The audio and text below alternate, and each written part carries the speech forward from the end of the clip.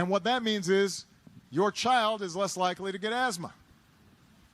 And those with respiratory diseases are less likely to be impacted. So my question is, given the fact that right now in the world, most of the main causes of death, such as heart disease or chronic lower respiratory disease, diabetes, or even clandestine abortion in Argentina, can be prevented with a proper health education, climate change policies, and of course, medical research.